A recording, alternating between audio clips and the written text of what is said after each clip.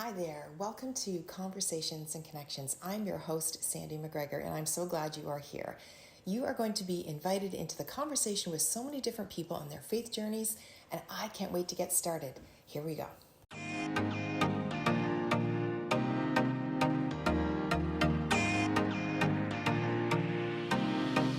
Welcome back, everyone, to Conversations and Connections. We are here today with a wonderful guest, and I'm so excited to introduce you to her. Her name is Liza Snider, and I actually haven't met her yet until today, but I've known about you for so long.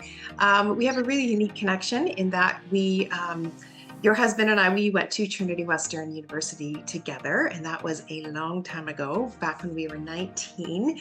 But it was kind of neat because being from Ontario and then heading all the way out to BC, you didn't really know a lot of people from Ontario. So that was kind of neat to meet somebody who understood that Ontario perspective.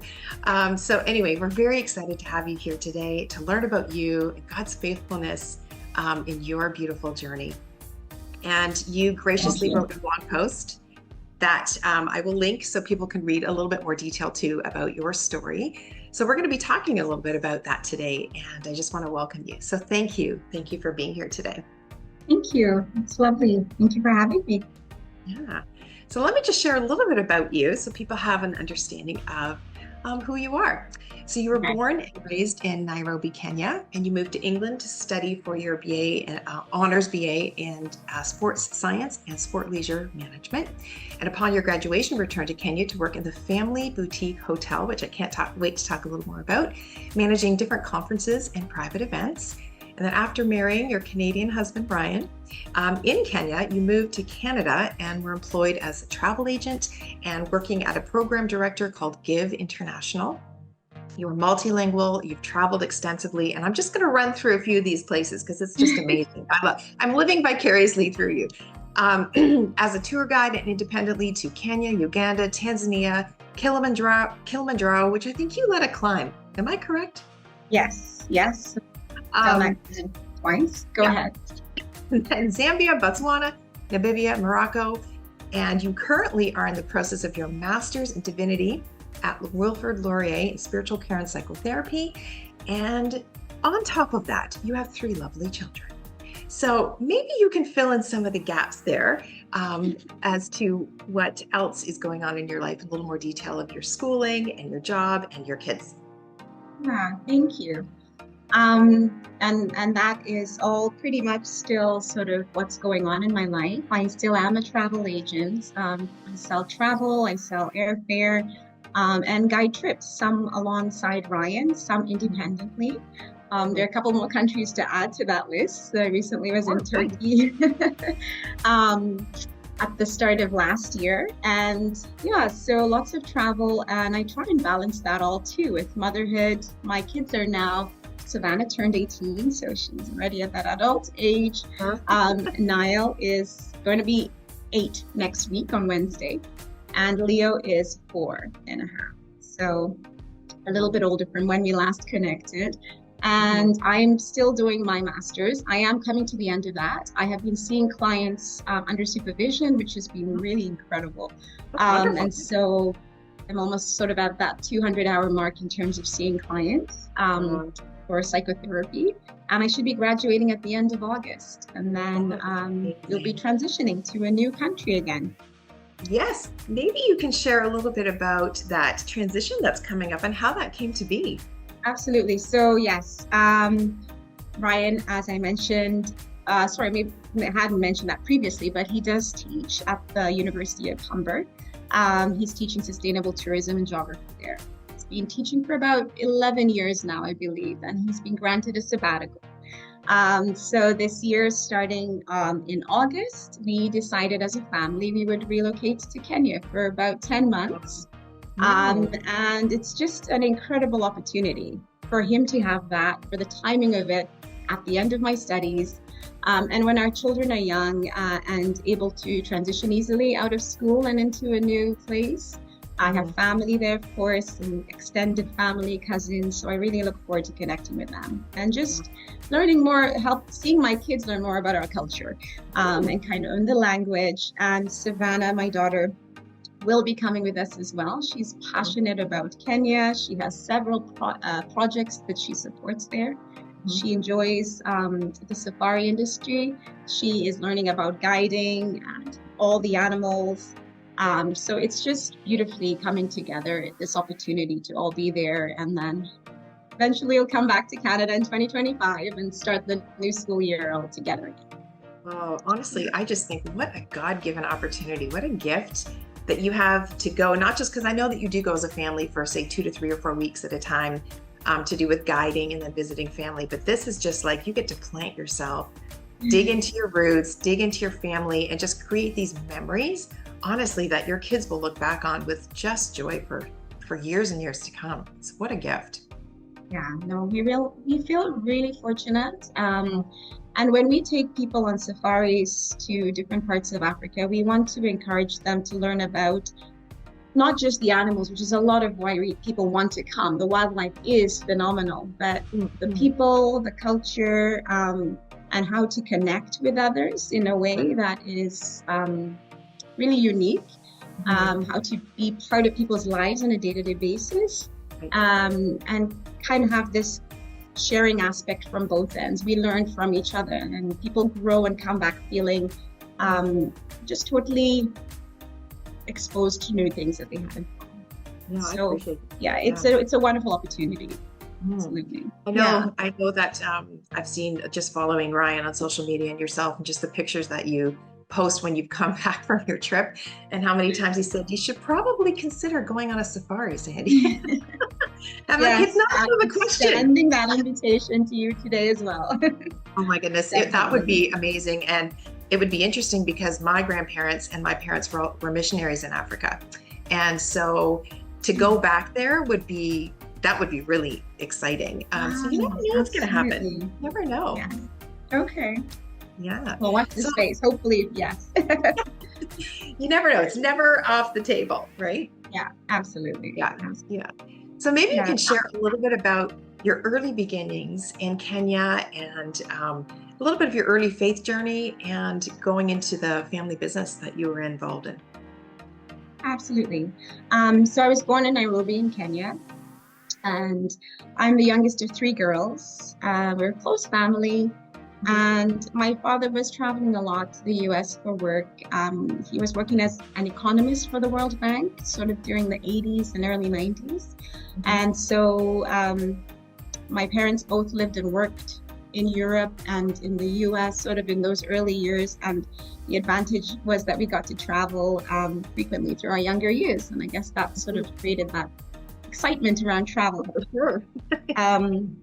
So my faith journey, it feels very short in some ways, but also that it's been going on for so long.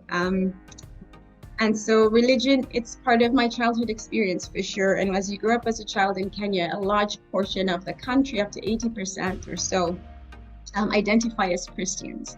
And so things like national days of prayer are familiar. And so it's a common part of the Kenyan religious culture to have that.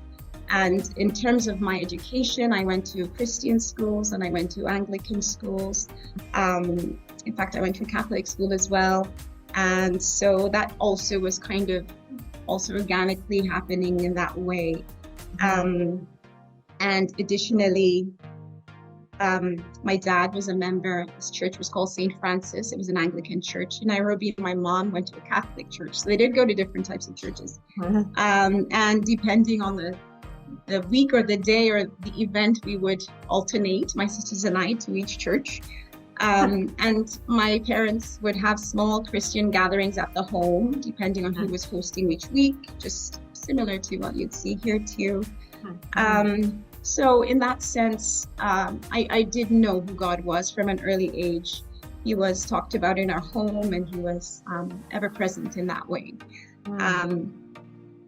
I think as I started to become a teenager and become more aware of the world, just exploring more interests and activities, I did find my church attendance declining, and I did find sort of a little bit of a disconnection with these events I previously was a part of. And I still was identifying as a Christian. I still identified as somebody who believed in God. But I would say probably my day-to-day life just was not reflecting reality. And just, slowly coming away from that. It's not a reflection. I'll leave it as that. And so my university years, they stand out to me as a time of probably where I endured what felt like extreme highs and lows. Sort of the freedom. I was in England at this time, so I was away out of the country, away from my parents. So this freedom of being in a new country was very exciting. However, I'd say the impact of the years of being away from home, trying to figure out life, because in my younger years in these Christian schools, most of that was boarding school. And so I was away from home. And sometimes as a young child, I was in boarding school as early as 9 years old.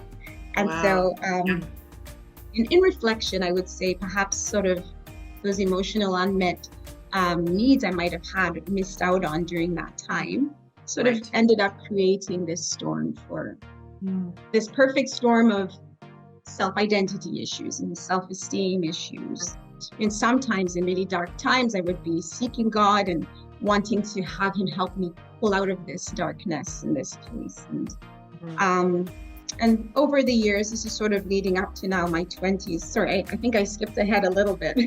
That's okay. I ended up seeking help in terms of therapy as well. And I was taking medication for antidepressants medication. And I think I found my way out of this space, darkness, and ended up feeling eventually a need to really want to focus on the brighter side of life. And that was sort of coming towards the end of my university. And my parents had been always wanting to build a boutique hotel conferencing center. And they said, you'd be perfect to run it. You're coming out of university, come back home and run it. And I said, yeah, sure, why not? So I felt much better. And so I came back home and started working there, running this boutique cottage. It was a place where you could host multiple things, weddings, conference facilities. There was a restaurant and there was accommodations, cottages. So it was a very huge project, basically. Very a exciting. Lot to take on. Wow, that sounds amazing. A place that I think people would love to visit. In fact, so much so that in your journey, actually, just before we go there, I have to share this quote that you said in your blog post that has to do with your journey that you just were referring to, because it's so beautiful. You just said, through this experience, I've been constantly reminded that God can make the impossible happen. He can soften hearts, he can stretch us beyond our perceived abilities, and he has a beautiful plan for all of us. We can't impose our limits on him.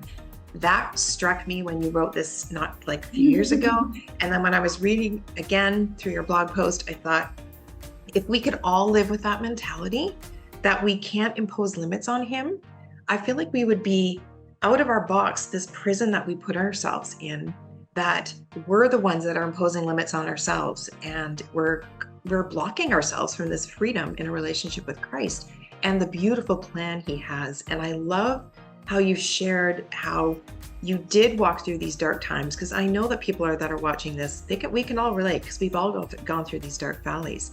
And I just want to ask how you found that beautiful plan.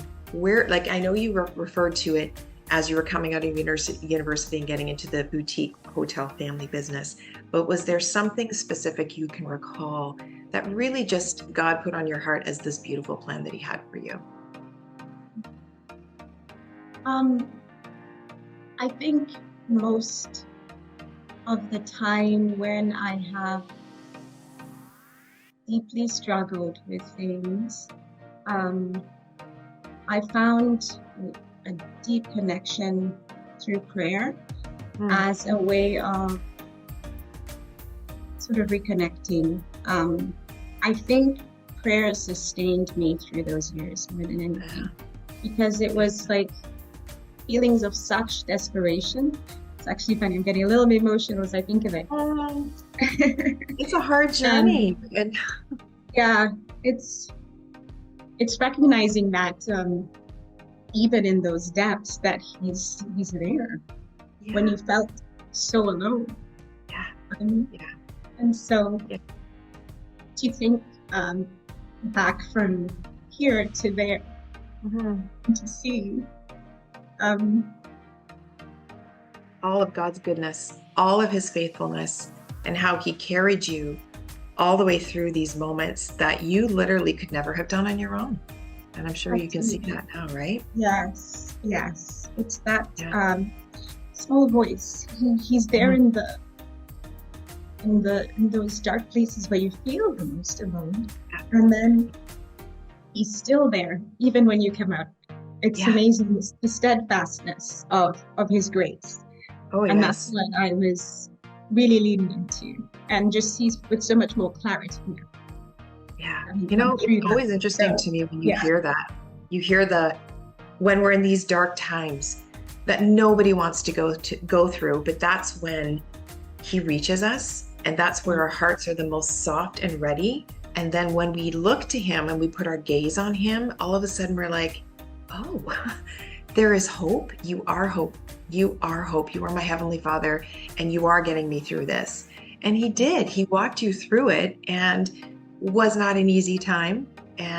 But God gave you that grace. And now, looking at the career that you're in, how you're able to now pour into your clients in such a real and authentic way is what will help somebody else get through that period of time, because that's why people will be coming to see you, because they need help. They need somebody to walk with them.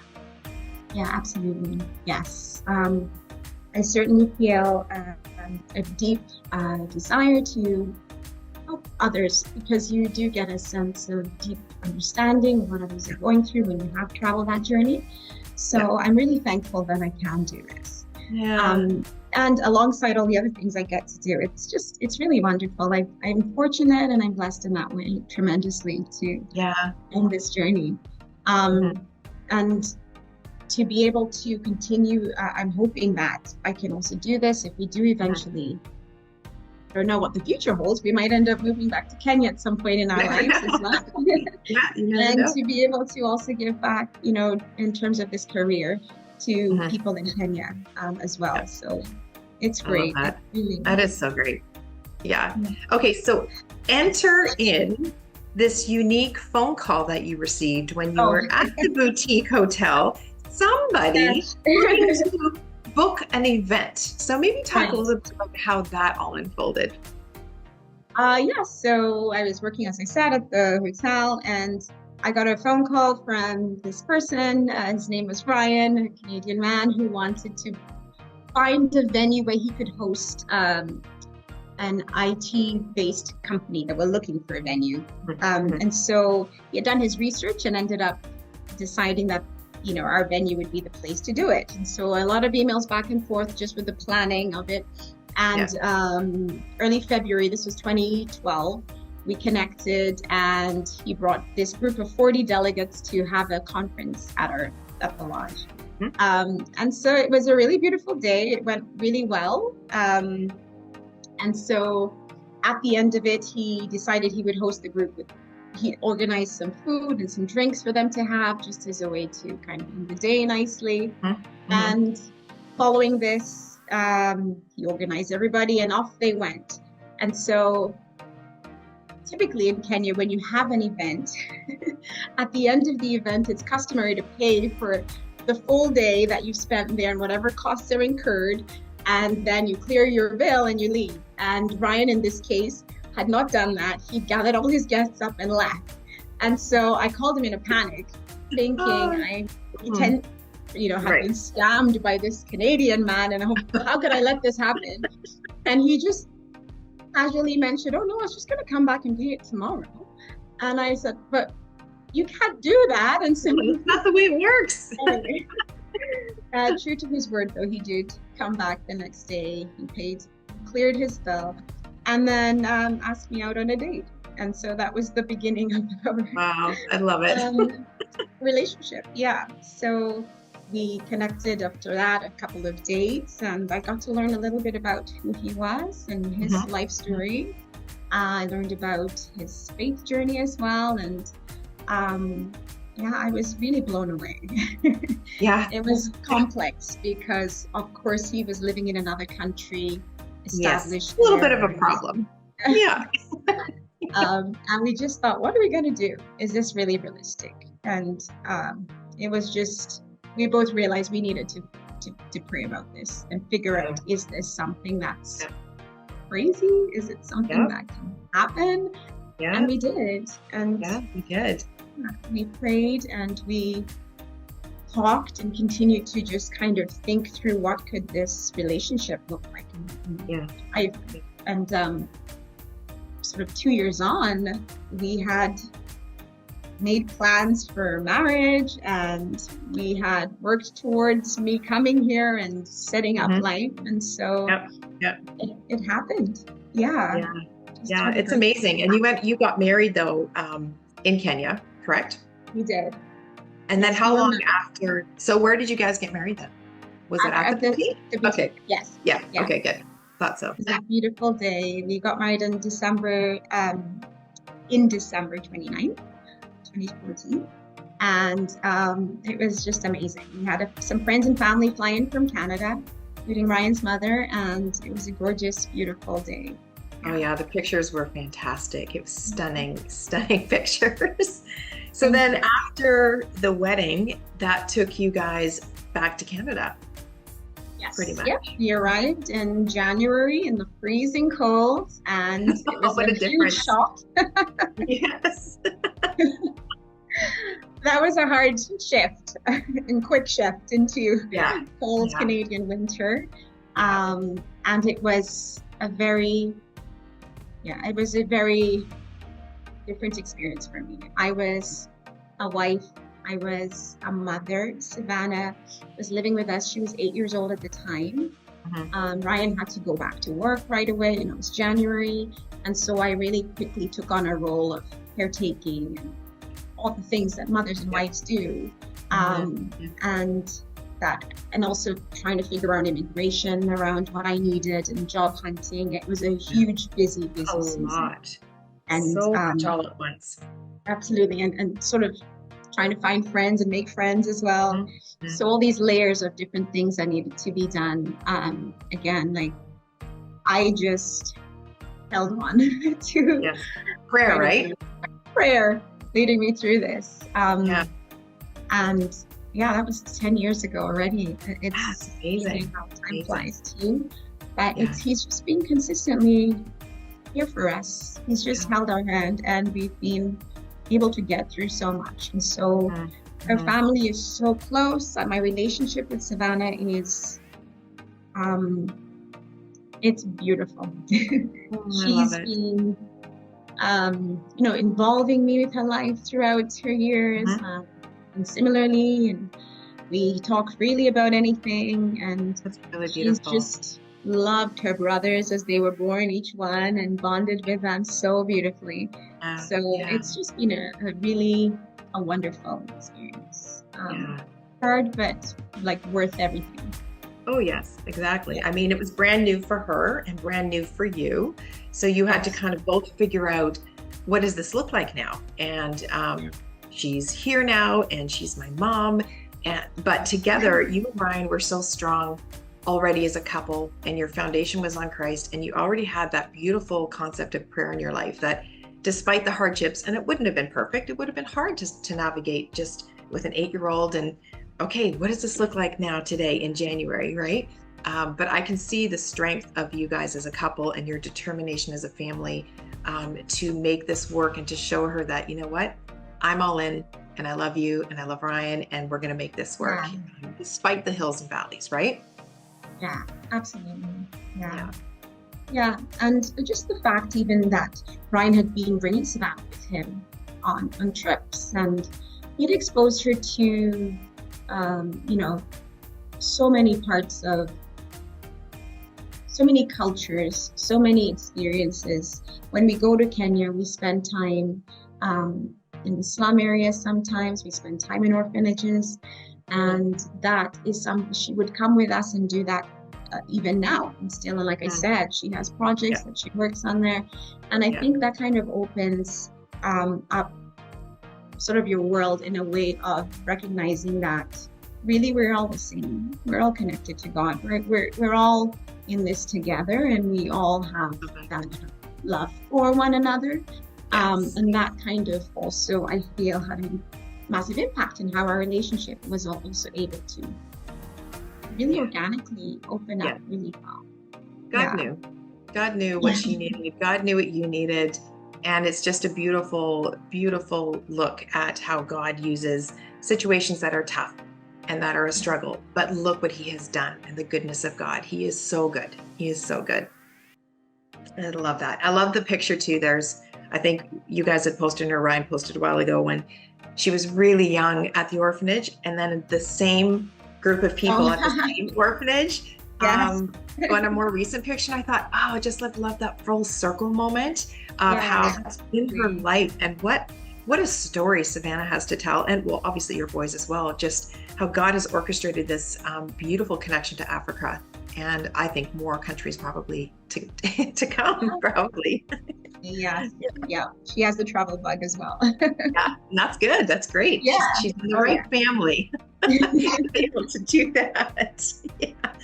I was just thinking, there are a lot of moms that need encouragement, and whatever their situation may be, obviously might be different than yours, but what kind of encouragement do you think you could share with a mom today that is navigating different kind of relationships and dynamics in a family, such as yourself, where you all of a sudden you are a mom to an 8-year-old?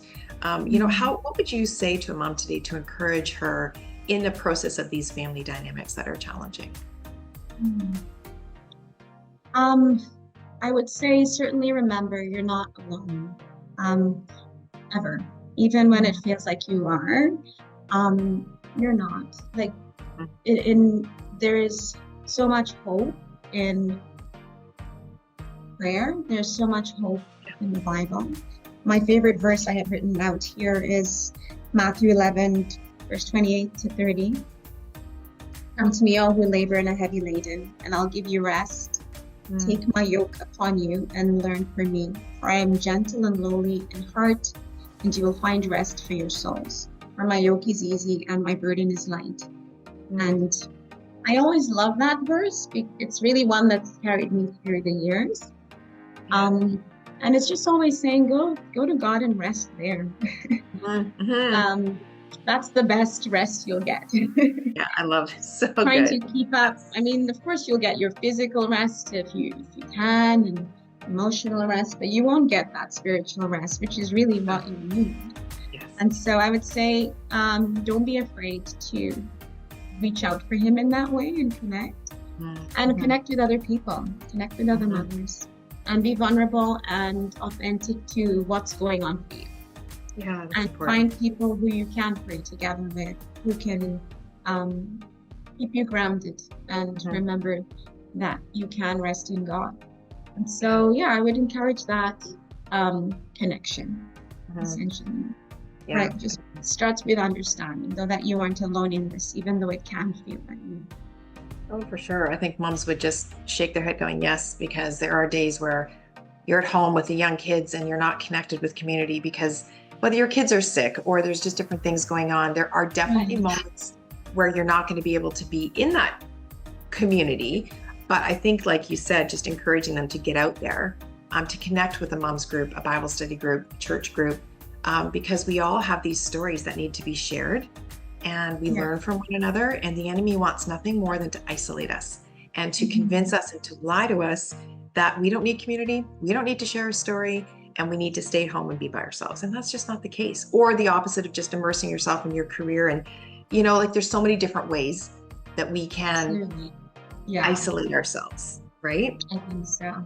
And one other thing I'd add is there's many ways I think you can connect with God. Like I personally, I enjoy running. I'm actually training, not as much as I'd like to be, but I have a half marathon on June 23rd. So I'm slow for that. But good for you. When I'm on my runs outside in the beautiful, we have back up on a beautiful forest behind us here. And it's really, when I'm in nature like this, I really feel God in that presence. Yes, His presence 100%. where I am when I'm seeing the beauty of his world. So Yeah. there's many, and that might not resonate with others, some might, but there's also so many different ways that we connect, whether it's through the sounds or whether it's through with all our five senses. Yes. I mean, these were Yes. God-given, and so we can find sort of that connection through these things. If you do feel like I'm in that season of not feeling connected, I'm feeling this disconnect, what are those things that you do enjoy where you can feel like through that you can form that connection again with God? So maybe explore that too. Maybe it's through reading, meditative walk. Maybe it's just sitting and meditating quietly with your coffee in the morning. Yeah. So you might have to explore again what that might be for you. Yeah, I love that. That's such a great reminder, such a good encouragement, because everyone is different. And some people are not, maybe they don't run, but maybe they walk, or maybe they can go for a walk with their kids in strollers with another mom. You know, like there's so many different ways to do it. And I think that's a really great reminder for us today. Whatever it is that kind of works for you to calm yourself down and to just be able to be in a state of, okay, Lord, I'm ready to receive whatever it is that you need to say to me, and not neglect reading the word. And as the Bible talks about, don't neglect meeting together. So have your time alone, because we need that 100%. Go into your prayer closet, but we need people. So thank you so much for that reminder. So good. No, for sure. Yes. Yeah. It's important. Absolutely. Well, I want to thank you so much for being here today and sharing your story and encouraging us. I know this is going to be a wonderful, wonderful inspiration for so many people that are watching today. And if anybody does want to know more information about the safaris, I will put it in the notes below, and links to what Ryan actually does do and what you guys have done over there. So I am excited about your journey, and I cannot wait to follow you as you guys head over to Kenya and do something really special for that period of time. So I'm excited to keep tabs with that. Yeah, thank you very much for having me. And thank you as well for the book, the beautiful book that you wrote. I had my son Niall read it to Leo, and he loved it. Oh, good. Oh, I love it so much. Yeah, I just thought, he said he wants to read it. And I said, okay, you go ahead. And so, yeah, thank you for that gift, for my pleasure. lesson that they're learning about heaven through that. So. Yeah, that's wonderful. Well, that's been my hope and my prayer too, that it would encourage conversation so that kids feel just like a peace about it, to know that, you know what, heaven is real, and this is a great thing to think about eternity. But it's a tough topic. So I'm encouraged to hear that they want to read it. So thanks for doing that. That's great. Well, have yourself a wonderful day, and maybe what we'll do is a follow-up after you guys get back from the sabbatical and your journey, and we can keep tabs with you guys and find out what is going on. So thank you so much for being here. No problem. Thank you, Sandy. And yeah, all the best. I look forward to connecting with you again. Thank you. I do too. Sounds great. Take care.